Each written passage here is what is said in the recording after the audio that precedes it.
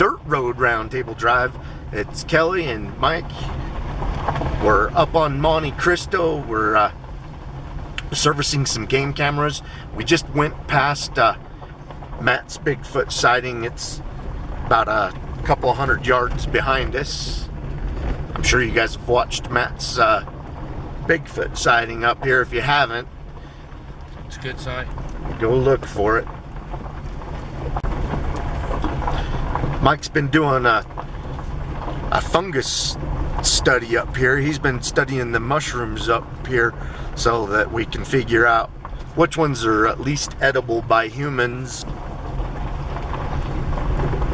We're thinking that game and Bigfoot possibly might be eating the ones edible by people also. It's definitely seasonal up here.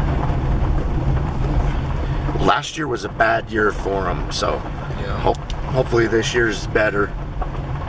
And then the year before that, they were just everywhere. Mike collected them, and he made spore prints with them.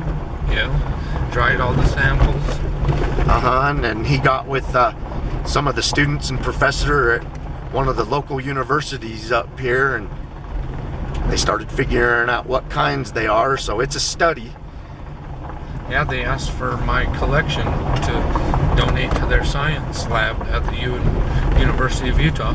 Yep, and I was with Mike when he was collecting most of those up here. We should have got pictures of us lying in them because... Oh, I do got a bunch of pictures of them. Foot tall, great big amanitas. There's species that I haven't seen before. That's why we were collecting them all that year. They were so cool looking, and just tons of them. You take it for granted, you think. And a lot of those that I found, the actual professor told me, yeah, you just found this bullet, this thing, these are the criminies, and all those different shiitakes and stuff that were edible. And if we'd have known, you know, we'd found a bunch of those morels. Yeah. Remember that great big green one that we found that had a great big bite taken out of it, like one of the moose? Yeah, that was on Yellowstone Canyon. Yeah, no, it was up here. Oh, it was one up here? Yeah, and I talked to that professor and I told him about it, and he's like, dude, you should have grabbed that. That could have been one of the king bullets or something like that. But I mean, that sucker was a foot wide on the cap and stood a foot tall. Remember that sucker? I told him about it, and I told him it was almost like green color on the cap, and there was a great big moose bite taken right out of it, and we saw the moose tracks and everything. He's like, yeah. Well, one of those times we come up here, I don't think you could have squoze another mushroom into the car. No, we were scared to drive home with them because we didn't know what kinds we had of them all. Yeah, we didn't want to accidentally collect an illegal kind and get in trouble. That's for sure. So, well, we had so many of them that I had a long time to decipher. Well, they would have had to do what you've done. Even some of the best pros just can't look at a mushroom and say that's okay to eat. You've got to do your homework. You got to do the spore prints and yeah, it takes some time. But once you know them, you can recognize them. That's what I'm trying to get to where I can... You're also getting familiar with the areas that they're coming up. Yeah. And what's weird is sometimes you won't think you'll find them in a spot, and then all of a sudden you're like, wow, check that out. Like when we found those morels up by that other sighting up there by up in Lost Creek. Yeah. Right out in that sagebrush. Those things smell good. Right there in the sagebrush. I was like, where in the heck? There, we found that patch of morels. Those were so tasty too. I cooked those up with some steaks. But I was the only one that ate them, of course. The kids and Shannon, they're like, they don't like the taste of mushrooms. I like unless mushrooms. It's on the pizza, but then they'll pick them off. I sneak it into meatloaf and stuff like that. Chop up a can of button mushrooms or something, you know. Well, after seeing the health benefits of mushrooms, I've been trying a lot of different kinds than your basic you know, button Yeah. mushrooms or whatever they're called. Harmon's is starting to carry lines of exotic kinds. I seen it in there, and then I saw shiitake mushrooms in there. they had all kinds of weird ones, dude. And in fact, when we went, to the farmers market down there on 25th Street a couple weekends ago, Right. these guys from now I can't remember, West Haven or something down there were doing their starting a grow project of exotic edible mushrooms. And there's a place in Heber too that those guys brought those oyster mushrooms that were so good, dude. Those things were pristine, you know what I mean, so clean and perfectly healthy. And at the Mushroom Society of Utah, where we had our group, they donated and came and helped us cook up like 50 pounds of those babies. And they were so good. We cooked them all a bunch of different ways to go with our meals. So it was like a big potluck dinner up there when we stayed. That was cool. Sat there and took all those classes. That next day we went out and gathered a bunch, brought them all back, and then the experts were sitting there with their microscopes going through them, all this trying to identify it. And that year it was so dry we hardly found any. But still, them guys were right there on hand, and I showed them a bunch of my spore prints and stuff, and we were able to determine like that. I've got to get a microscope. You know what I mean? I keep looking for them, and it's like, man, they're expensive. Yeah, Brody has a couple of types of microscopes. He's got a microscope that he can hook up to his computer and look on the computer and see what's under, you know. Oh, I know. But our suspect Bigfoot hair, he did all the morphology on the hair with that. He's able to go microscopic? Yes. Sweet. Yeah, he's got a biology degree, so he's pretty good at knowing. Yeah, he probably was able to pick some of those up from the college when they do their sales. That's what I've got to look for to get a good microscope. So when the colleges or something. Again, it's nice. Equipped. It's nice to be able to throw that up on a big screen and get a crystal clear picture of it. Yeah, he did all the morphology on the hair, and those are the samples that we sent the 4 laboratories that now have them, and that's what made them decide. Hey, yeah, we'd like to see what you guys have. You guys on rmso.net is our website.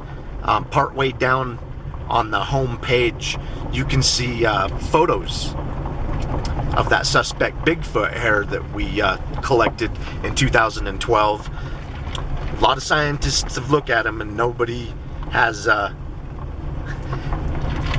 wants to say what it is. So yeah, they've never given you anything definitive yet, have they? I've had some conversations. I'm sure. And I've had conversations with them, and you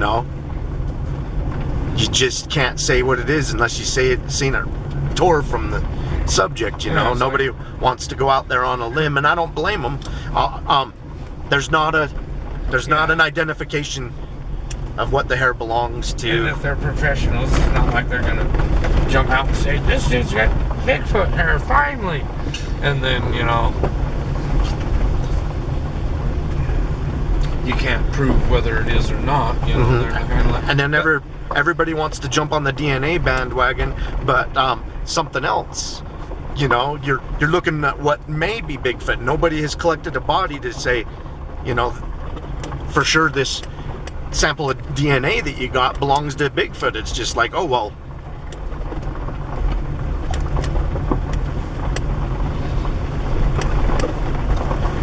That's why we do the research, my friend. As far as we got on that road that one day, yeah, it was hailing so bad, this turned into gravy. But this hill right here is steeper than it looks. You don't want to be caught back here in the rain. You're stuck. It's impassable right there during storms.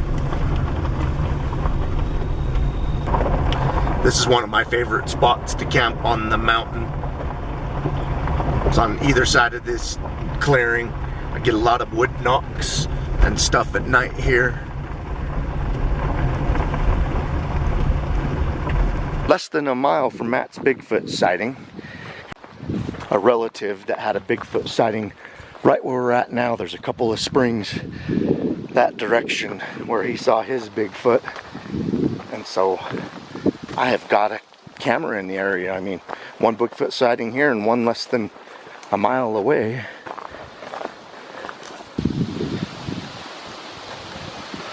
I've only had the camera here for about 6 weeks, and I switching out the SD card.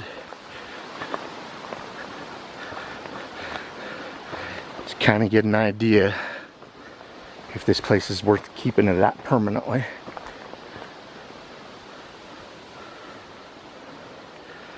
And there she is. Alright, if there's anything cool on there, I'll show you at the end of this video. I just love being in a Bigfoot sighting hotspot. Great when I can find up a place where I feel comfortable setting up a camera so that I can have eyes and ears in the location day and night, 24/7, sometimes 365 days out of the year, although I am finding that on top of this 9,500 foot mountain, there's a lot of winters where the cameras actually get buried. I mean, cameras that I have 5-6 feet off the ground, the snow will sometimes bury in them. So some of you people that suggest that I put the cameras up higher and face them down, I'll probably start doing that to some of the cameras in this area, because the snow does get so deep here every year. There's Mike. Get these out of the way. Pretty dry up here, but Mike's found a couple of mushrooms.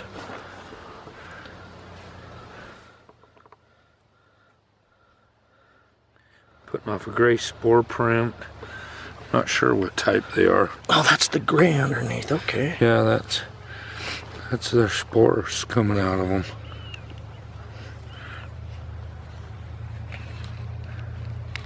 The one I think we went. Was it this one? Nope. This is the first time I've brought you to this spring. This is a new spring that I've been Bigfooting near because of the 2 sightings here. Easy to get lost if you don't know where you're at up here. Yep. They all look the same. I've been there. We'll look around this spring for Bigfoot footprints. I have this wild hunch that Bigfoot might need water. There's so many mountaintop springs up here. So many places a Bigfoot could get a drink of water without having to go down into the valley, and it's so much cooler. You know, it's 90-degree temperatures down in the valleys, and up here it's like 65 degrees in the day. I see elk, deer, and sheep tracks are in there. Yep, I don't see anything Bigfooty here though. Not yet. But then again, it's getting a lot of traffic, that's for sure.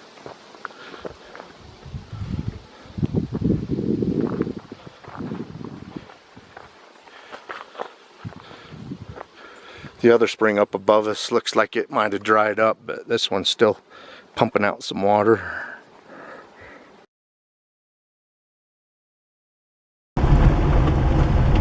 We serviced the first camera out of the 4 that we have up here currently. So if there's anything cool on that, we'll certainly put it at the end of this video.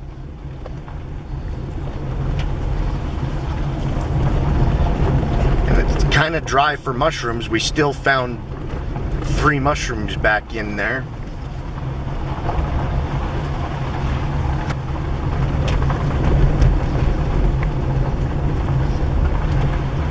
Get down on some of them slopey sides and that real steep stuff and dark. I'm sure there's more. On the north slopes.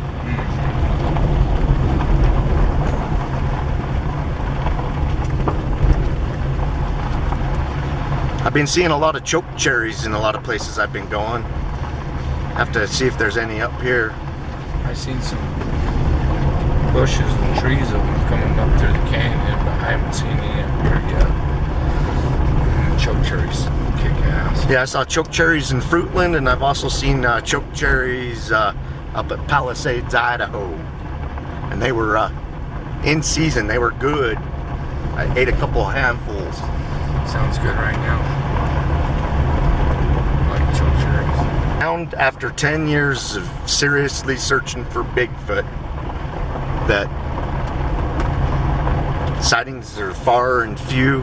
So I go to these sighting locations, and while I'm looking at Bigfoot, while I'm looking for Bigfoot, it's like, well, why is he here? You know, what's the resources in the area? Notice that certain times of year, lots of mushrooms up here, different times, berries, the water sources. You know, maybe looking at the resources, maybe that could create a sighting, who knows? But you need to figure out a game plan besides just the Bigfoot, because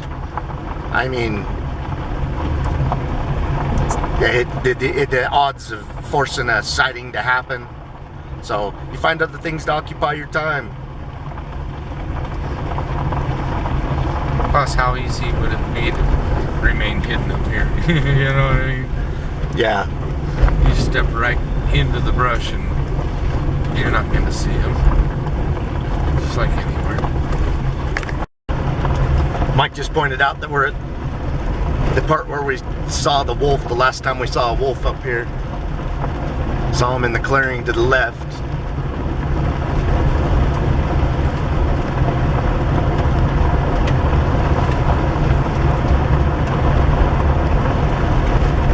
Been a lot of action. Hopefully there's something good on these cameras. I'm gonna get over here in the shadows.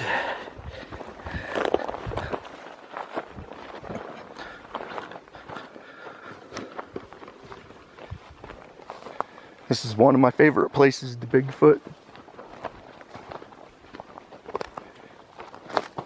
It's really close to home as far as a lot of the places that we Bigfoot. I know you guys that follow us, you guys see us all over the western United States, from Arizona, Nevada, Idaho, Colorado, Montana, but Utah's where we're from. Believe it or not, we do half of our Bigfooting in Utah. Just, you guys don't see a lot of the Utah videos because I have so damn many of them.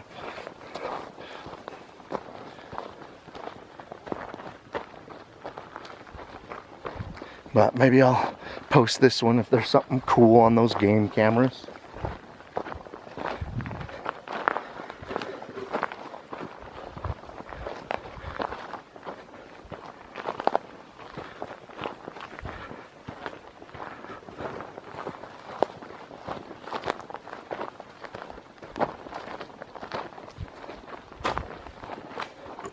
We've got 3 serviced, 1 more to go. I'm getting close to it.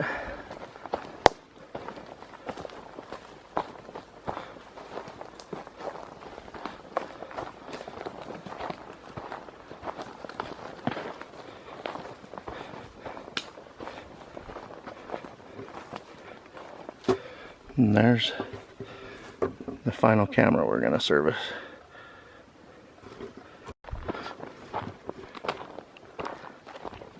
That last SD card was full. You know, it's only been a couple months since I've been up here.